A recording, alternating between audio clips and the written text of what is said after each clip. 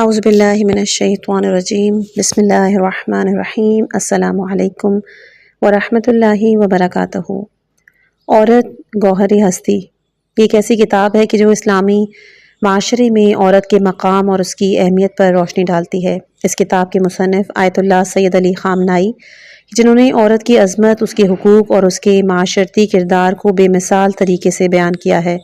اس کتاب میں نہ صرف اسلامی تعلیمات کی روشنی میں عورت کی فطری خصوصیت اور ذمہ داریوں کا تذکرہ ہے، بلکہ اس کی عظمت کو عالمی سطح پر تسلیم کروانے کی کوشش کی گئی ہے۔ انشاءاللہ کہ اس آڈیو میں آپ کو اس کتاب کے اہم نکات اور اس کے پیغامات تفصیل سے بیان کیے جائیں گے۔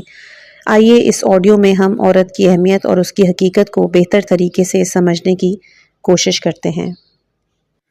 اس کتاب کا انشاءاللہ پارٹ نمبر 5 بیان ہوگا۔ شوہروں کی جدوجہد اور فعالیت میں خواتین کا بنیادی کردار۔ عورت کا جہاد۔ مختلف شعبہ ہائے زندگی میں ایک مرد مختلف قسم کی جدوجہد اور فعالیت انجام دینے میں اپنی بیوی کے ساتھ دینے، ہمراہی، صبر اور موافقت کا مرہون منت ہے، اور ہمیشہ یہی ہوتا رہتا ہے۔ یہ جو کہا گیا ہے کہ جہاد المرات حسن الطبع، کہ عورت کا جہاد بہترین شوہرداری ہے، اس کا کیا مطلب ہے؟ کچھ لوگ خیال کرتے ہیں کہ عورت کا جہاد یہ ہے کہ وہ صرف شوہر کے آرام اور سکون کے وسائل فراہم کرے۔ حسن الطبع صرف یہ نہیں، اور نہ ہی یہ جہاد ہے۔ عورت کا جہاد یہ ہے کہ جب ایک مومن وفادار عورت کا شوہر مختلف قسم کی سنگین ذمہ داریوں کا حامل ہے، تو اس سنگین ذمہ داری کا بار گراں آپ کے کندھوں پر بھی آئے گا، اور آپ خواتین بھی ان کی ماموریت اور وظائف میں شریک ہوں گی۔ آپ خواتین کی خدمات اس طرح کی ہیں: جب مرد دن بھر کے کام کاج، تجارت اور دیگر وظائف کی بجا آوری سے تھکا ہارا گھر لوٹتا ہے، تو اس کی تھکاوٹ کے اثرات گھر میں بھی ظاہر ہوتے ہیں۔ جب وہ گھر میں قدم رکھتا ہے تو تھکا ہوا، خستہ تن اور کبھی بد اخلاق بھی ہوتا ہے۔ اس کے کام، آفس یا تجارت و بازار سے آنے والی یہ خستگی، بد اخلاقی اور درد سر گھر کی اندرونی فضا میں بھی منعکس ہوتی ہے۔ اب اگر یہ عورت جہاد کرنا چاہتی ہے تو اس کا جہاد یہ ہے کہ وہ شوہر کی بد اخلاقی اور کم ہمتی کا خوش اخلاقی سے جواب دے، ان سختیوں اور زحمتوں کے ساتھ اپنی شیریں زندگی کی تعمیر کرے اور خدا کی خوشنودی کے لیے انہیں برداشت کرے۔ اسے کہا جاتا ہے بہترین شوہرداری۔ حضرت فاطمہ الزہرا سلام اللہ علیہا کا عظیم ترین جہاد۔ جب رسول اکرم صلی اللہ علیہ وآلہ وسلم نے مدینہ ہجرت کی تو ام المومنین علیہ السلام کی عمر مبارک تقریباً 30 یا 24 سال تھی۔ ہجرت کے فوراً بعد مختلف قسم کے غزوات، جنگیں شروع ہو گئیں، اور ان تمام جنگوں یا غزوات میں یہ نوجوان یا علمدار سپاہ اسلام تھا، یا سب سے آگے رہتا تھا، یا جنگ کا شجاع ترین مجاہد تھا۔ غرضے کہ سب سے زیادہ ذمہ دار اسی نوجوان کے پاس تھی۔ جنگ تو موسم کے مطابق نہیں ہوتی، کبھی موسم گرم ہے، کبھی ٹھنڈا، کبھی صبح اور گھر میں بچہ بیمار، اسے دوا کی ضرورت ہے، لیکن حکم جنگ آ گیا تو اب جنگ کے لیے فوراً جانا، سب کچھ چھوڑ کر۔ رسول اکرم صلی اللہ علیہ وآلہ وسلم کی 10 سالہ حکومت میں تقریباً 70 چھوٹی بڑی جنگیں ہوئیں۔ کچھ جنگیں چند روز پر مشتمل ہوتی تھیں اور کچھ جنگیں 1 ماہ کے طویل عرصے تک لڑی گئی ہیں۔ صرف ایک جنگ کے علاوہ ام المومنین علیہم السلام نے تمام جنگوں اور غزوات میں شرکت کی ہے، اور ان جنگوں میں شرکت کے علاوہ انہیں مختلف قسم کی ماموریت کے لیے بھیجا جاتا تھا۔ مثلاً رسول اکرم صلی اللہ علیہ وآلہ وسلم نے امیر المومنین علیہم السلام کو کچھ مدت کے لیے قضاوت کی غرض سے یمن بھیجا، بنابراین کہ یہ حضرت فاطمہ سلام اللہ علیہا تھیں جو ہمیشہ ان تمام حالات کا سامنا کرتی رہیں، یا ان کے شوہر جنگ میں ہوتے یا زخمی و خون آلود بدن کے ساتھ گھر لوٹتے، یا اگر یہ دونوں حالتیں نہیں بھی ہوتیں تو بھی حضور کی خدمت میں مختلف اہم امور کی انجام دہی کے لیے مدینے میں سرگرم عمل ہیں، یا پھر سفر اور ماموریت پر گئے ہیں۔ حضرت فاطمہ الزہرا سلام اللہ علیہا نے ان تمام سخت اور دشوار حالات کا، جبکہ ان کے فعال ترین شوہر ہمیشہ کاموں میں مشغول تھے، مہربانی، ایثار اور فداکاری سے مقابلہ کیا۔ 4 بچوں کو اپنی تعلیم و تربیت کے زیر سایہ پروان چڑھایا۔ ان میں سے ایک حضرت امام حسین علیہ السلام ہے کہ پوری تاریخ بشریت میں پرچم آزادی کو بلند کرنے والی ان سے بڑی شخصیت کوئی اور نہیں ہے۔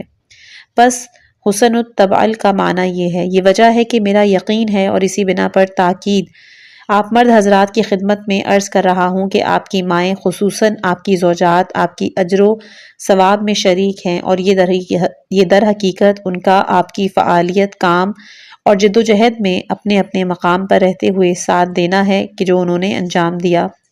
کبھی 50%، کبھی 60% اور کبھی 70% وہ آپ کے کاموں اور اجر و ثواب میں شریک ہے۔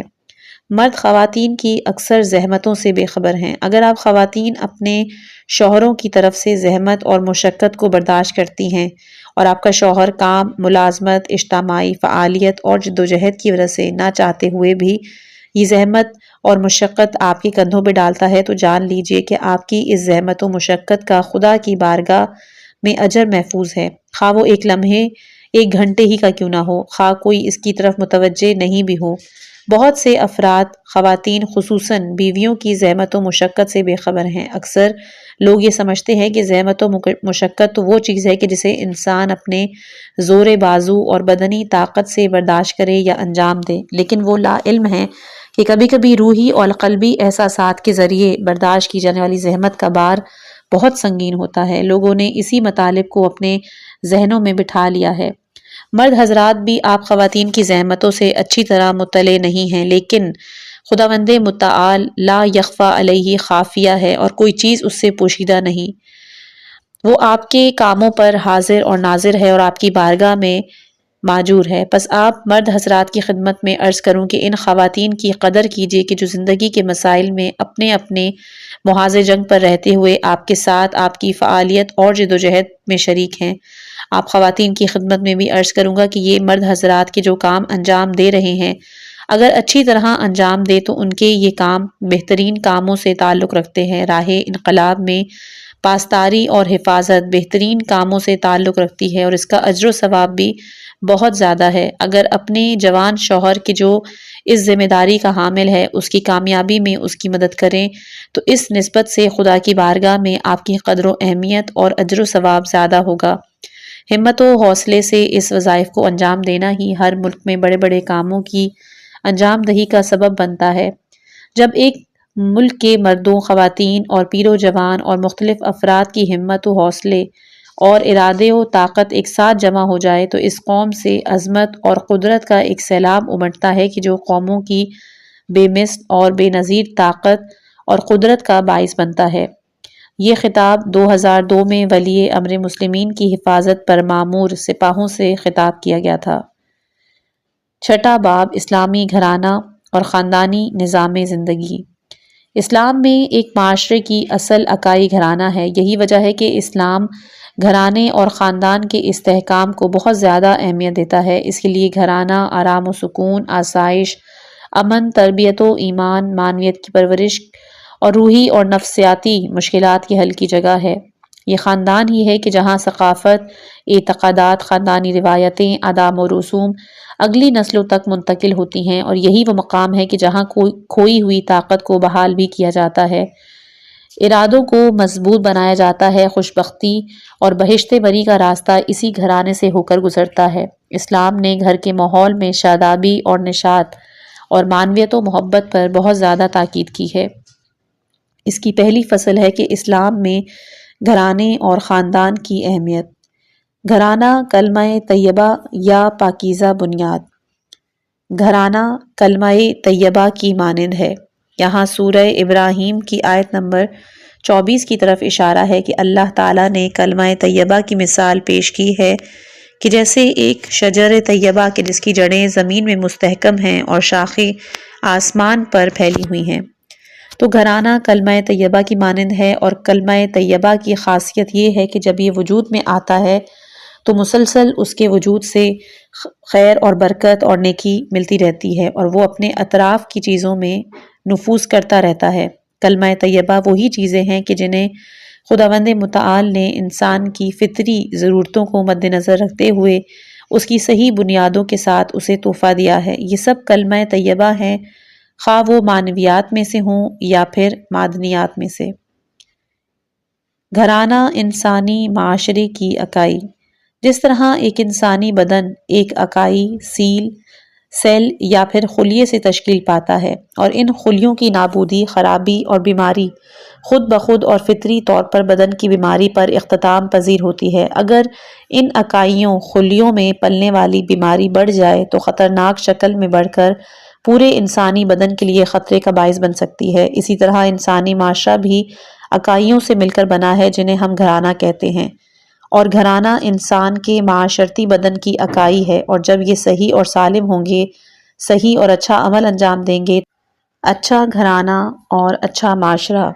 اگر کسی معاشرے میں ایک گھرانے کی بنیادیں مستحکم ہو جائیں، میاں بیوی ایک دوسرے کے حقوق کا خیال رکھیں، آپس میں خوش رفتاری، اچھے اخلاق اور باہمی تعاون سے پیش آئیں، مل کر مشکلات کو حل کریں اور اپنے بچوں کی اچھی تربیت کریں، تو وہ معاشرہ بہتر صورتحال اور نجات سے ہمکنار ہوگا۔ اور اگر معاشرے میں کوئی مصلح موجود ہو تو وہ معاشروں کی اصلاح کر سکتا ہے، لیکن اگر صحیح اور سالم اور اچھے گھرانے ہی معاشرے میں موجود نہیں ہوں تو کتنے ہی بڑے مصلح کیوں نہ آ جائیں، وہ معاشرے کی اصلاح نہیں کر سکتے۔ ہر وہ ملک جس میں گھرانے کی بنیاد مستحکم ہو تو اس ملک کی بہت سی مشکلات، خصوصاً اور اخلاقی مشکلات، اس مستحکم اور صحیح اور سالم گھرانے کی برکت سے دور ہو جائیں گی یا سرے ہی سے وجود میں نہیں آئیں گی۔ گھر کو بسانا دراصل انسان کی ایک اجتماعی ضرورت ہے، چنانچہ اگر کسی معاشرے میں گھرانے صحیح اور سالم اور مستحکم ہوں، حالات زمانہ ان کے پائے ثبات میں لغزش پیدا نہ کریں اور وہ مختلف قسم کی اجتماعی آفات سے محفوظ ہوں، تو ایسا معاشرہ اچھی طرح اصلاح پا سکتا ہے، اس کے باشندے فکری رشد حاصل کر سکتے ہیں اور وہ روحانی لحاظ سے مکمل طور پر صحیح اور سالم ہوں گے، اور وہ ممکن ہے کہ نفسیاتی بیماریوں سے بھی دور ہوں۔ گھرانہ روح و ایمان اور پاکیزہ فکر و خیال کی بہترین پرورش گاہ۔ اچھے گھرانوں سے محروم معاشرہ ایک پریشان، غیر مطمئن، زبوں حالی کا شکار معاشرہ ہے، اور ایک ایسا معاشرہ ہے کہ جس میں ثقافتی، فکری اور عقادی ورثہ آنے والی نسلوں تک بآسانی منتقل نہیں ہو سکتا۔ ایسے معاشرے میں انسانی تربیت کے بلند مقاصد حاصل نہیں ہو پاتے، اور اس میں صحیح اور سالم گھرانوں کا فقدان ہوتا ہے یا پھر ان کی بنیادیں متزلزل ہوتی ہیں۔ ایسے معاشروں میں انسان اچھی تربیتی مراکز اور پرورش گاہوں میں بھی اچھی پرورش نہیں پا سکتے۔ صحیح اور سالم گھرانے کا فقدان اس بات کا سبب بنتا ہے کہ نہ اس میں بچے صحیح پرورش پاتے ہیں اور نہ ہی نوجوان اپنی صحیح شخصیت تک پہنچ سکتے ہیں، اور انسان بھی ایسے گھرانوں میں کامل نہیں بنتے۔ اس گھر سے تعلق رکھنے والے میاں بیوی بھی صالح اور نیک نہیں ہوں گے۔ اس گھر میں اخلاقیات کا بھی فقدان ہوگا، اور گزشتہ نسل کے اچھے اور قیمتی تجربات اگلی نسلوں تک منتقل نہیں ہو سکتے۔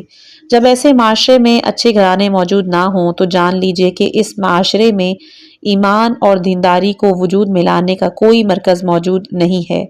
ایسے معاشرے کے جن میں گھرانوں کی بنیادیں کمزور ہیں یا جن میں اچھے گھرانے سرے ہی سے موجود نہیں رکھتے، یا اگر ہیں تو ان کی بنیادیں متزلزل ہیں، تو وہ معاشرے نابودی کے دہانے پر کھڑے ہیں۔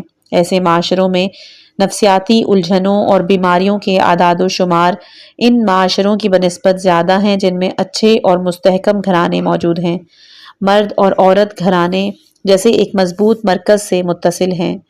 گھرانہ سکون اور اصلاح کا مرکز۔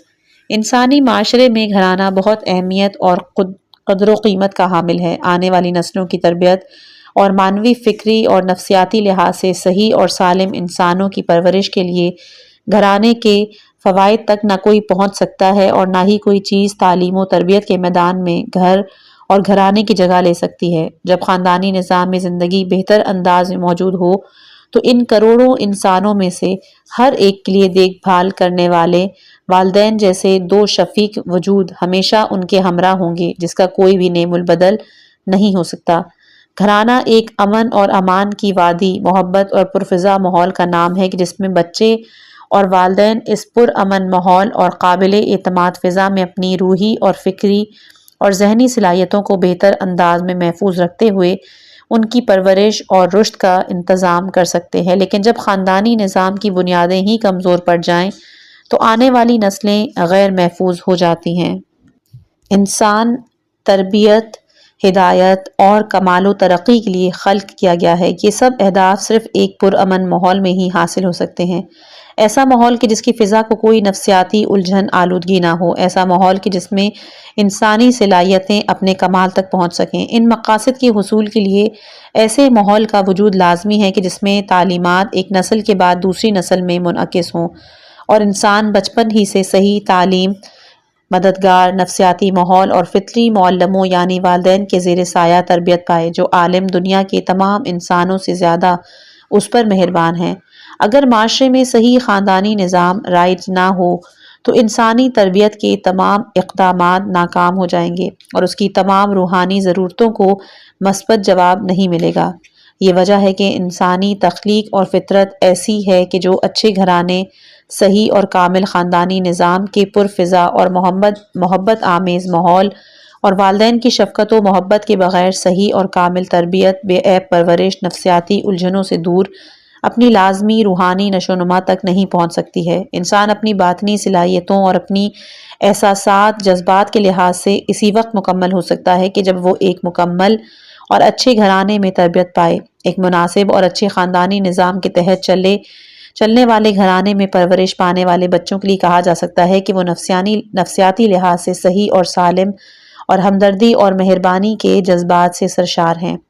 ایک گھرانے میں 3 قسم کے انسانوں کی اصلاح ہو سکتی ہے: ایک مرد کہ جو اس گھر کے سرپرست یا والدین ہیں، دوسرے درجے پر خواتین کے جو ماؤں کا کردار ادا کرتی ہیں، اور تیسرے مرحلے پر اولاد کے جو اس معاشرے کی آنے والی نسل ہے۔ اچھے گھرانے کی خوبیاں: ایک اچھا گھرانہ یعنی ایک دوسرے کی نسبت اچھے، مہربان، پرخلوص جذبات اور احساسات کے مالک اور ایک دوسرے سے عشق اور محبت کرنے والے میاں بیوی جو ایک دوسرے کی جسمانی، روحانی حالت کو ملحوظ خاطر رکھتے ہوئے ضرورت کے مطابق ایک دوسرے کی مدد کریں، ایک دوسرے کی فعالیت، کام کاج اور ضرورتوں کو اہمیت دیں اور ایک دوسرے کو آرام و سکون اور بہتری اور بھلائی کو مد نظر رکھیں۔ دوسرے درجے پر اس گھر میں پرورش پانے والی اولاد ہے کہ جس کی تربیت کے لیے وہ احساس ذمہ داری کریں اور مادی اور معنوی لحاظ سے اسے صحیح اور سالم پرورش کا ماحول فراہم کریں۔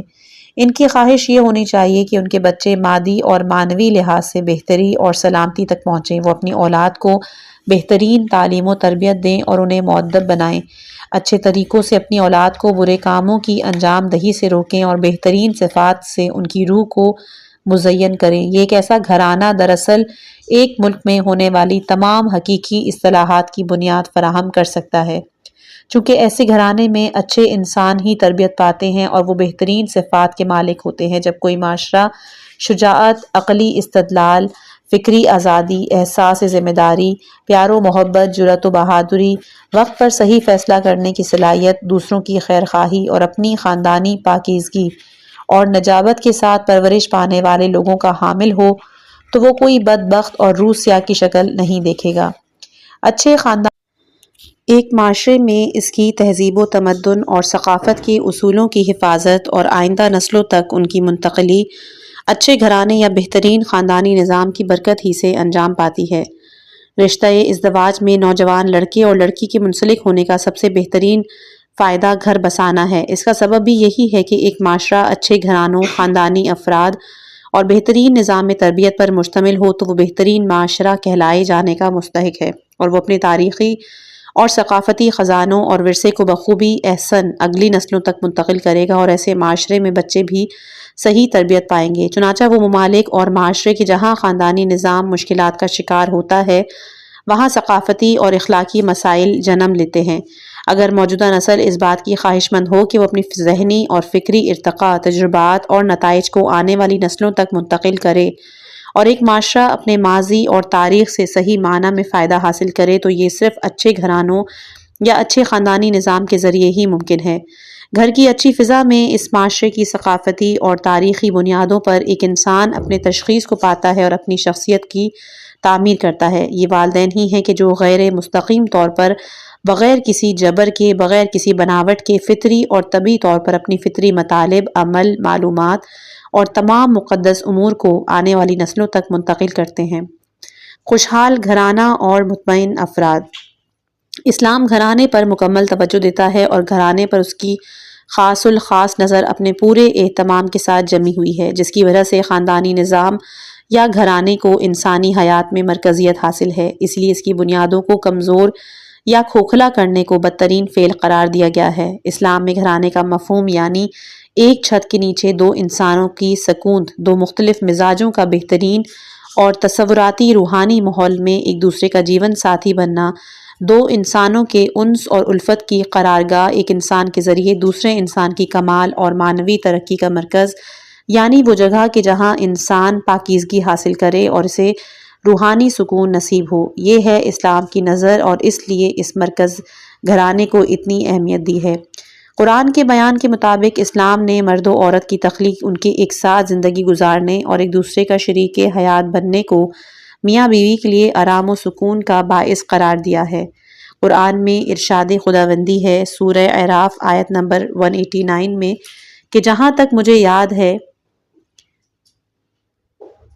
ارشاد خداوندی ہے وَجَعَلَ مِنْهَا أَزْوَاجَهَا لِيَسْكُنْ إِلَيْهَا، جہاں تک مجھے یاد ہے کہ قرآن میں 2 مرتبہ سکون کی تعبیر دی گئی ہے، ایک سورہ اعراف 189 اور دوسرا ہے سورہ روم آیت نمبر 21۔ آپ اس کو ملاحظہ کر سکتے ہیں۔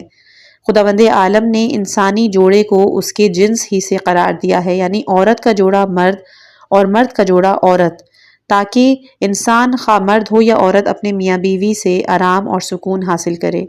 یہ آرام اور سکون دراصل باطنی اضطراب کی زندگی کے پرتلاطم دریا سے نجات و سکون پانے سے عبارت ہے۔ زندگی ایک قسم کا میدان جنگ ہے اور انسان اس میں ہمیشہ ایک قسم اضطراب و پریشانی میں مبتلا رہتا ہے، لہٰذا یہ سکون بہت اہمیت کا حامل ہے۔ اگر یہ آرام و سکون انسان کو صحیح طور پر حاصل ہو جائے تو اس کی زندگی سعادت اور خوش بختی کو پا لے گی، میاں بیوی دونوں خوش بخت ہو جائیں گے، اور اس گھر میں پیدا ہونے والے بچے بھی بغیر کسی نفسیاتی دباؤ اور الجھن کی پرورش پائیں گے اور خوش بختی ان کے قدم چومے گی۔ صرف میاں بیوی کے باہمی تعاون، اچھے اخلاق و کردار اور اس پرسکون ماحول سے اس گھرانے کے ہر فرد کے لیے سعادت اور خوش بختی کی زمین ہموار ہو جائے گی۔ گھرانہ زندگی کی کڑی دھوپ میں ایک ٹھنڈی چھاؤں۔ جب میاں بیوی دن کے اختتام پر یا درمیان میں ایک دوسرے سے ملاقات کرتے ہیں تو دونوں ایک دوسرے سے یہی امید رکھتے ہیں کہ انہوں نے گھر کے ماحول کو خوش رکھنے، اسے زندہ رکھنے، تھکاوٹ اور ذہنی الجھنوں سے دور کر کے اسے زندگی گزارنے کے قابل بنانے میں اپنا اپنا مؤثر کردار طریقے سے ادا کیا ہوگا، تو اس کی ایک دوسرے سے توقع بالکل بجا اور درست ہے۔ اگر آپ بھی یہ کام کر سکیں تو حتماً انجام دیں، کیونکہ اس سے زندگی شیریں اور میٹھی ہوتی ہے۔ انسانی زندگی میں مختلف ناگزیر حالات اور واقعات کی وجہ سے طوفان اٹھتے رہتے ہیں کہ جس میں وہ ایک مضبوط پناہ گاہ کا متلاشی ہوتا ہے۔ میاں بیوی کا جوڑا اس طوفان میں ایک دوسرے کی پناہ لیتا ہے۔ عورت اپنے شوہر کے مضبوط بازوؤں کو سہارا لے کر اپنے محفوظ ہونے کا احساس کرتی ہے، اور مرد اپنی بیوی کی چاہت اور فداکاری کی ٹھنڈی چھاؤں میں سکھ کا سانس لیتا ہے۔ مرد اپنی مردانہ کشمکش والی زندگی میں ایک ٹھنڈی چھاؤں کا ضرورت مند ہے تاکہ وہاں کی گھنی چھاؤں میں تازہ دم ہو کر دوبارہ اپنا سفر شروع کرے۔ یہ ٹھنڈی چھاؤں اسے کب اور کہاں نصیب ہوگی؟ اس وقت کہ جب وہ اپنے گھر کی عشق اور الفت اور مہربانی اور محبت سے سرشار فضا میں قدم رکھے گا، جب وہ اپنی شریک حیات کے تبسم کو دیکھے گا کہ جو ہمیشہ اس سے عشق اور محبت کرتی ہے، زندگی کے ہر اچھے برے وقت میں اس کے ساتھ ساتھ ہے، زندگی کے ہر مشکل لمحے میں اس کے حوصلوں میں پختگی عطا کرتی ہے، اسے ایک جان و قلب ہونے کا احساس دلاتی ہے۔ یہ ہے زندگی کی ٹھنڈی چھاؤں۔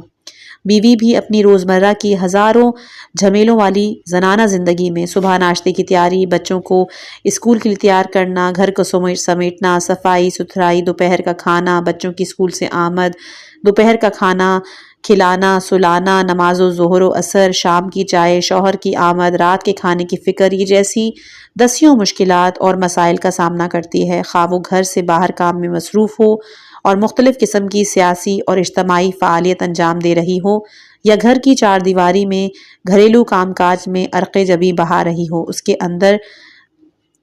اس کے اندرون خانہ کام کی زحمت و سختی اور اہمیت گھر سے باہر اس کی فعالیت سے کسی بھی طرح کم نہیں ہے۔ ایک صنف نازک اپنی لطیف اور ظریف روح کے ساتھ جب ان مشکلات کا سامنا کرتی ہے تو اسے پہلے سے زیادہ آرام و سکون اور ایک مطمئن شخص پر اعتماد کرنے کی ضرورت ہوتی ہے۔ ایک ایسا شخص کون ہو سکتا ہے؟ یہ اس کے وفادار شوہر کے علاوہ اور کون ہو سکتا ہے؟ انسان کوئی گاڑی یا مشین تو ہے نہیں، انسان روح اور جسم کا مرکب ہے، وہ معنویت کا طالب ہے، وہ ہمدردی، مہربانی، فداکاری کے جذبات اور احساسات کا نام ہے، وہ زندگی کی کڑی دھوپ میں آرام اور سکون کا متلاشی ہے۔ اسے آرام و سکون صرف گھر کی فضا میں ہی میسر آ سکتا ہے۔ گھر کے ماحول کو آرام دہ ہونا چاہیے، میاں بیوی میں ایک دوسرے کے لیے موجود ہمدردی، ایثار و محبت کے یہ احساسات ان کے اندرونی سکون میں ان کے مددگار ثابت ہوتے ہیں۔ اس آرام و سکون کا ہرگز یہ مطلب نہیں کہ انسان اپنے کام کاج کو متوقف اور فعالیت کو ترک کر دے۔ انہی کام کاج اور فعالیت ضروری اور بہت اچھی چیز ہے۔ آرام و سکون کا تعلق دراصل انسانی زندگی کی مشکلات اور مسائل سے ہے۔ انسان کبھی کبھی اپنی زندگی میں پریشان ہو جاتا ہے تو اس کی بیوی یا شوہر اس کو سکون دیتے ہیں۔ یہ سب اسی صورت میں ممکن ہے کہ جب گھر کی فضا اور ماحول آپس کی چبخلش، لڑائی جھگڑوں، باہمی نا اتفاقی اور مشکلات کا شکار نہ ہو۔ اچھے گھر کا پرسکون ماحول۔ ہر انسان کو خواہ مرد ہو یا عورت اپنی زندگی میں شب و روز مختلف پریشانیاں اور مشکلات کا سامنا رہتا ہے۔ غیر متوقع حالات اور واقعات سے اس کی زندگی اضطراب کا شکار رہتی ہے۔ یہ حادثات، واقعات انسان کو اعصابی طور پر کمزور، خستہ تن اور اس کی روح کو بوجھل اور طبیعت اور مزاج کو چڑچڑا بنا دیتے ہیں۔ ایسی حالت میں جب انسان گھر کی خوشگوار فضا میں قدم رکھتا ہے تو اس گھر کا روح افزا ماحول اور سکون بخش نسیم اسے توانائی بخشتی ہے، اسے ایک نئے دن و رات اور نئے عزم و حوصلے کے ساتھ خدمت اور فعالیت انجام دینے کے لیے آمادہ اور تیار کرتی ہے۔ اسی لیے خاندانی نظام زندگی یا گھرانے انسانی حیات کی تنظیم میں بہت کلیدی کردار ادا کرتے ہیں۔ البتہ یہ بات پیش نظر رہے کہ گھر کو صحیح روش اور اچھے طریقے سے چلانا چاہیے۔ رشتہ ازدواج کے بندھن میں ایک دوسرے کا جیون ساتھی بننا اور گھر بسانا میاں بیوی کے لیے زندگی کا سب سے بہترین ہدیہ اور سب سے اہم ترین زمانہ ہے۔ یہ روحانی آرام و سکون زندگی کی مشترکہ جدوجہد کے لیے ایک دوسرے کو حوصلہ دینے، اپنے لیے نزدیک ترین غمخوار ڈھونڈنے اور ایک دوسرے کی ڈھارس باندھنے کا ایک وسیلہ ہے کہ جو انسان کی پوری زندگی کے لیے اشد ضروری ہے۔ گھریلو فضا میں خود کو تازہ دم کرنے کی فرصت۔ ایک گھر میں رہنے والے میاں بیوی جو ایک دوسرے کی زندگی میں شریک اور معاون ہیں، گھر کی پرفضا ماحول میں ایک دوسرے کی خستگی، تھکاوٹ اور اکتاہٹ کا شکار کرنے والی یکسانیت کو دور کر کے کھوئی ہوئی جسمانی اور ذہنی قوتوں کو بحال اور اپنی ہمت کو تازہ دم کر کے خود کو زندگی کی بقیہ راہ طے کرنے کے لیے آمادہ کر سکتے ہیں۔ آپ جانتے ہیں کہ زندگی ایک میدان جنگ ہے۔ پوری زندگی عبادت ہے ایک بڑی مدت والی جنگ سے، فطری اور طبعی عوامل سے جنگ، اجتماعی موانع سے جنگ، انسان کی اپنی اندرونی دنیا سے جنگ کہ جسے جہاد نفس کہا گیا ہے۔ لہٰذا انسان ہر وقت اس حالت جنگ میں ہے۔ انسان کا بدن بھی ہر وقت جنگ میں مصروف عمل ہے اور وہ ہمیشہ مضر عوامل سے جنگ میں برسر پیکار ہے۔ جب تک بدن میں اس لڑائی کی قدرت اور قوت مدافعت موجود ہے، آپ کا جسم صحیح اور سالم ہے۔ ضروری بات یہ ہے کہ انسان میں یہ مبارزہ اور جنگ درست سمت میں اپنی صحیح اور اچھی روش اور طریقے اور صحیح عوامل کے ساتھ انجام پانی چاہیے۔ زندگی کی اس جنگ میں کبھی استراحت اور آرام لازمی ہوتا ہے۔ زندگی ایک سفر اور مسلسل حرکت کا نام ہے اور اس طولانی سفر میں انسان کی استراحت گاہ اس کا گھر ہوتا ہے۔ دینداری خاندان کی بقا کا راز۔ اپنے گھر کو آباد کرنے اور اس کی حفاظت کے لیے اسلامی احکام کا خیال رکھنا ضروری ہے تاکہ یہ گھر ہمیشہ آباد اور خوشحال رہے۔ لہٰذا آپ دیندار گھرانوں میں کہ جہاں میاں بیوی اسلامی احکامات کا خیال رکھتے ہیں، دیکھیں کہ وہ سالہ سال مل جل کر زندگی بسر کرتے ہیں، ان کی محبت ایک دوسرے کے لیے ہمیشہ باقی رہتی ہے، ہر گزرنے والا دن ان کی چاہت میں اضافہ کرتا ہے، ایک دوسرے سے جدائی اور فراق کا تصور بھی دونوں کے لیے مشکل ہو جاتا ہے اور ان دونوں کے دل ایک دوسرے کی محبت سے سرشار ہوتے ہیں۔ یہ ہے وہ محبت و چاہت کہ جو کسی گھرانے یا خاندان کو دوام بخشتی ہے اور یہی وجہ ہے کہ اسلام نے ان چیزوں کو اہمیت دی ہے۔ اگر اسلام کے بتائے ہوئے طریقے اور روش پر عمل درآمد کیا جائے تو ہمارا خاندانی نظام پہلے سے زیادہ مستحکم ہو جائے گا۔ جس طرح گزشتہ زمانے میں طاغوتی دور حکومت میں جب لوگوں کا ایمان سالم اور محفوظ تھا، ہمارے گھرانے اور خاندانی نظام مضبوط اور مستحکم تھے، تو اس ماحول میں میاں بیوی ایک دوسرے سے پیار کرنے والے تھے، گھر کے پرسکون ماحول میں اپنی اولاد کی تربیت کرتے تھے، اور آج بھی یہی صورتحال ہے۔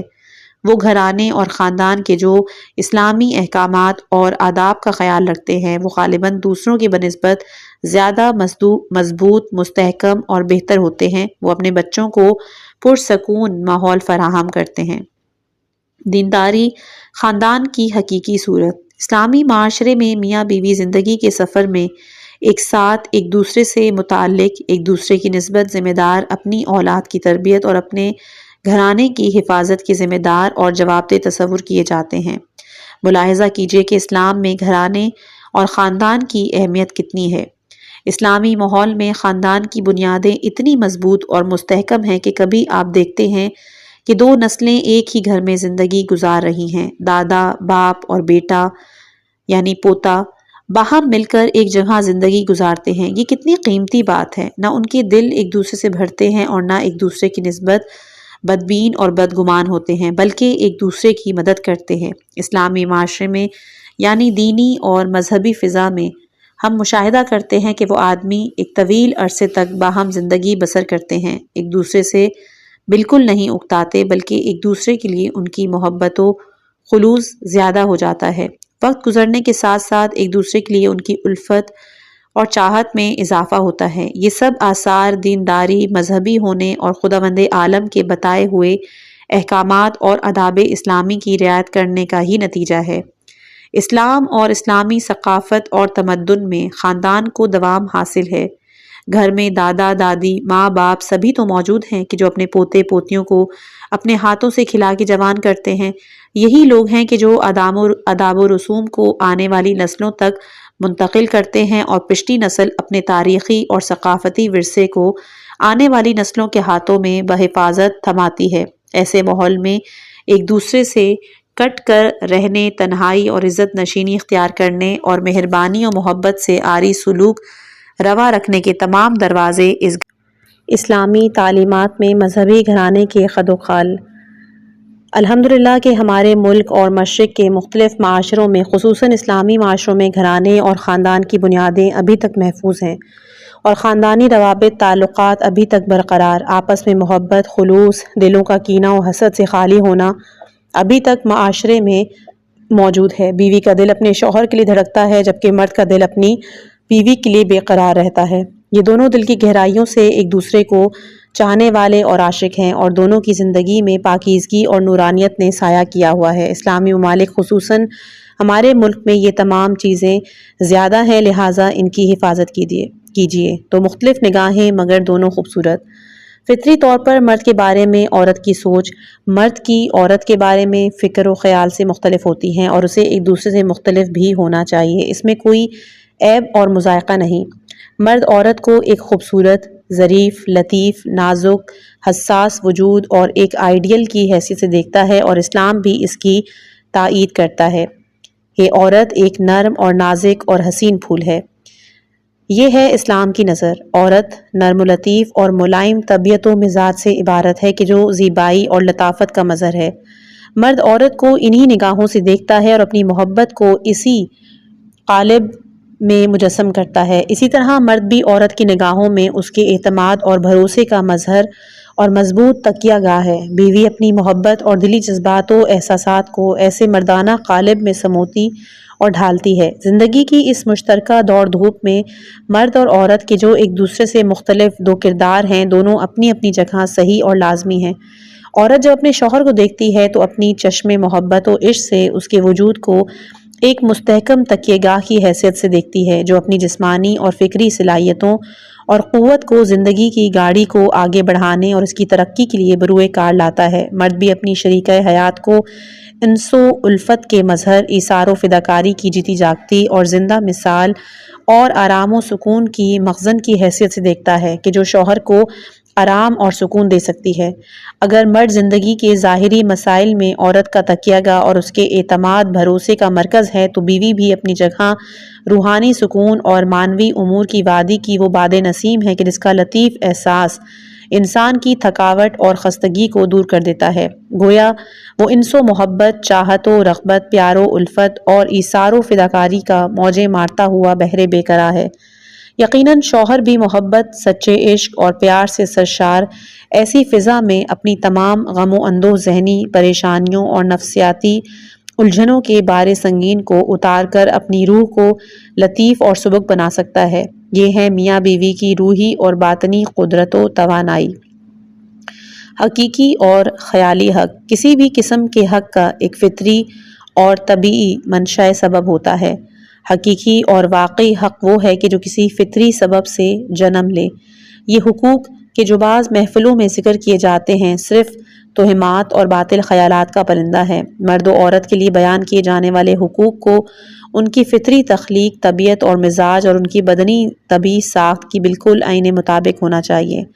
آج دنیا کے فیمنزم یا حقوق نسواں کے ادارے کہ جو ہر قسم کے مرد و عورتوں سے بھرے پڑے ہیں، حقوق نسواں کے دفاع کے نعرے سے سامنے آتے ہیں۔ میری نظر میں یہ لوگ حقوق نسواں کی الف بے سے بھی واقف نہیں، کیونکہ حقوق اور حق کوئی ایسی چیز نہیں کہ جنہیں گڑھا یا اختراع کیا جا سکے، ان کا حقیقت سے کوئی رابطہ نہ ہو، بلکہ ان سب حقوق کا ایک فطری منشا اور سبب ہے۔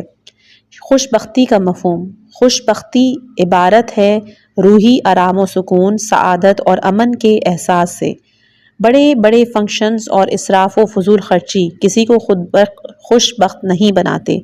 اسی طرح مہر کی بڑی بڑی رقمیں اور جہیز کی بھرمار بھی انسانی سعادت اور خوش بختی میں کسی بھی قسم کا کردار ادا کرنے سے قاصر ہیں۔ یہ صرف شریعت کی پابندی ہے کہ جو انسان کو خوش بخت بناتی ہے اور سعادت سے ہمکنار کرتی ہے۔ ایک دوسرے کو جنتی بنائیے۔ شادی اور شریکہ حیات کا انتخاب انسانی قسمت میں کبھی مؤثر کردار ادا کرتا ہے۔ بہت سی ایسی بیویاں ہیں کہ جو اپنے شوہروں کو اور بہت سے مرد اپنی بیویوں کو جنتی بناتے ہیں، اور صورتحال اس کے برعکس بھی پیش آتی ہے۔ اگر میاں بیوی اس اہم مرکز گھر کی قدر کریں اور اس کی اہمیت کے قائل ہوں تو ان کی زندگی امن و سکون کا گہوارہ بن جائے گی، اور اچھی شادی کی برکت سے انسانی کمال کا حصول میاں بیوی کے لیے آسان ہو جائے گا۔ کبھی ایسا بھی ہوتا ہے کہ مرد زندگی میں ایسے دوراہے پر جا پہنچتا ہے کہ جس میں ایک راہ کا انتخاب اس کے لیے ضروری ہوتا ہے کہ وہ دنیا یا صحیح راہ اور امانت داری اور صداقت میں سے کسی ایک کو منتخب کرے۔ یہاں اس کی بیوی اہم کردار ادا کرتی ہے کہ اسے پہلے یا دوسرے راستے کی طرف کھینچ کر لے جائے۔ صورتحال اس کے برعکس بھی ہوتی ہے کہ شوہر حضرات بھی اپنی شریکہ حیات کے لیے مؤثر ثابت ہو سکتے ہیں۔ آپ صحیح کیجئے کہ آپ دونوں اچھی راہ کے انتخاب میں ایک دوسرے کی مدد کریں۔ آپ کوشش کریں کہ دینداری، خدا اور اسلام کی راہ میں قدم اٹھانے، حقیقت، امانت اور صداقت کی راہ میں اپنا سفر جاری رکھنے کے لیے ایک دوسرے کی مدد کریں اور انحراف اور لغزش سے ایک دوسرے کی حفاظت کریں۔ اسلامی انقلاب کی کامیابی سے قبل اور اس کے بعد ابتدائی سخت سالوں اور جنگ کے مشکل زمانے میں بہت سی خواتین نے اپنے صبر و تعاون سے اپنے شوہروں کو جنتی بنایا۔ مرد مختلف قسم کے محاذوں پہ گئے، انہوں نے گوناگون قسم کی مشکلات اور خطرات کو مول لیا۔ یہ خواتین گھروں میں تنہا رہ گئیں، انہوں نے تنہا مشکلات کا مقابلہ کیا، لیکن زبان پر کسی قسم کا شکوہ نہیں۔ پھر انہوں نے شوہروں کو بہشت بھری کا مسافر بنایا، جبکہ وہ ایسا بھی کر سکتی تھیں کہ ان کے شوہر میدان جنگ جانے اور جنگ کرنے سے پشیمان ہو جائیں، مگر انہوں نے ایسا نہیں کیا، بلکہ صبر کا دامن ہاتھ سے نہیں چھوڑا۔ بہت سے ایسے شوہر تھے جنہوں نے اپنی بیویوں کو جنت کا راہی بنایا۔ ان کی ہدایت، تعاون، دستگیری اور مدد سے یہ خواتین اس قابل ہوئیں کہ خدا کی راہ میں حرکت کر سکیں۔ صورتحال اس کے برعکس بھی ہے۔ بہت سی خواتین و مرد ایسے تھے کہ جنہوں نے ایک دوسرے کو جہنمی بنایا۔ آپ کو چاہیے کہ ایک دوسرے کی مدد کریں، ایک دوسرے کو جنتی اور سعادت مند بنائیں۔ آپ کی کوشش ہونی چاہیے کہ تحصیل علم، کمال کے حصول، پرہیزگاری، تقوی کے ساتھ سادہ زندگی گزارنے کے لیے ایک دوسرے کی مدد کریں، ایک دوسرے کو خوشبخت کیجیے۔ بہت سی بیویاں اپنے شوہروں کو جنتی اور بہت سے مرد اپنی بیویوں کو حقیقتاً سعادت مند بناتے ہیں، جبکہ اس کے برخلاف بھی صورتحال تصور کی جا سکتی ہے۔ ممکن ہے کہ مرد اچھے ہوں لیکن ان کی بیویاں انہیں اہل جہنم بنا دیں، یا بیویاں اچھی اور نیک ہوں مگر ان کے شوہر انہیں راہ راست سے ہٹا دیں۔ اگر میاں بیوی ان مسائل کی طرف توجہ رکھیں تو اچھی باتوں کی تاکید بہترین انداز میں ایک دوسرے کی اعانت اور مدد، اور گھر کی فضا میں دینی اور اخلاقی احکامات کو زبانی بیان کرنے سے زیادہ اگر عملی طور پر ایک دوسرے کے سامنے پیش کریں اور ہاتھ میں ہاتھ دیں تو اس وقت اس کی زندگی کامل اور حقیقتاً خوش بخت ہوگی۔ ایک مرد اپنی ہمدردانہ نصیحتوں، رہنمائی، وقت پر تذکر دینے اور اپنی بیوی کی بعض خامیوں، زیادتیوں اور انحرافات کا راستہ روک کر اسے اہل جنت بنا سکتا ہے، البتہ اس کے برعکس بھی اس کی زیادتی، ہوس، بیجا توقعات اور غلط روش کی اصلاح نہ کرتے ہوئے اسے جہنمی بھی بنا سکتا ہے۔ حق بات، نصیحت اور صبر کی تلقین۔ میاں بیوی کے دلوں کے ایک ہونے اور ایک دوسرے کی مدد کرنے کا معنی یہ ہے کہ آپ راہ خدا میں ایک دوسرے کی مدد کریں، حق بات کی نصیحت اور صبر کی تلقین کریں۔ اگر بیوی دیکھے کہ اس کا شوہر انحراف کا شکار ہو رہا ہے، ایک غیر شرعی کام انجام دے رہا ہے یا رزق حرام کی طرف قدم بڑھا رہا ہے، غیر مناسب دوستوں کے ساتھ اٹھنے بیٹھنے لگا ہے، تو سب سے پہلے جو اسے خطرات سے محفوظ رکھ سکتا ہے وہ اس کی بیوی ہے۔ یا اگر مرد اپنی بیوی میں اس قسم کی دوسری برائیوں کا مشاہدہ کرے تو اسے بچانے والوں میں سب سے پہلے اس کا شوہر ہوگا۔ البتہ ایک دوسرے کو برائیوں سے بچانا، خطرات سے محفوظ رکھنا، محبت، میٹھی زبان، عقل و منطق کے اصولوں کے مطابق حکیمانہ اور مدبرانہ رویے کے ذریعے سے ہو، نہ کہ بد اخلاقی، غصے وغیرہ کے ذریعے سے۔ یعنی دونوں کی ذمہ داری ہے کہ وہ ایک دوسرے کی حفاظت کریں تاکہ دو راہ خدا میں ثابت قدم رہیں، ایک دوسرے کا ساتھ دیں، مدد کریں، خصوصاً دینی امور میں۔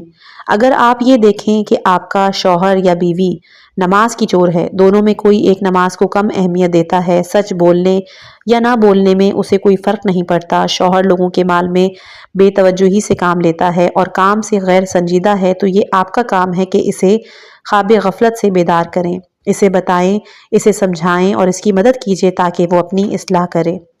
اگر آپ دیکھیں کہ وہ محرم اور نامحرم، پاک و نجس، حلال و حرام کی پرواہ نہیں کرتا اور ان سے بے اعتنائی برتتا ہے تو آپ اسے متوجہ کریں، اسے تذکر دیں اور اس کی مدد کریں تاکہ وہ بہتر اور اچھا ہو جائے۔ یا وہ جھوٹ بولنے یا غیبت کرنے والا ہو تو آپ کی ذمہ داری ہے کہ اسے سمجھائیے، نہ کہ اس سے لڑیں جھگڑیں، نہ کہ اپنے گھر کی فضا خراب کریں، اور نہ اس شخص کی مانند کہ اسے زبانی نصیحت کریں کہ جو خداوند متعال کا 100 دفعہ شکر ادا کروں گی کہ خداوند متعال نے یہ توفیق دی کہ ہم اس کتاب کو اختتام کریں، کیونکہ زندگیوں کا کوئی بھروسہ نہیں ہے۔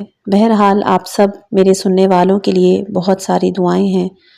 خداوند متعال سے دعا کرتی ہوں کہ جو میری آواز کو سن رہا ہے ان سب کی دنیاوی اور اخروی جو بھی پرابلمز ہیں وہ دور ہوں، اور ہمیشہ روحانی لحاظ سے آپ ترقی کریں۔ اسی طرح جو گھر میں بیماریاں، آزاریاں ہیں ان سب میں بھی خداوند متعال آپ کو شفائے کاملہ عطا کرے۔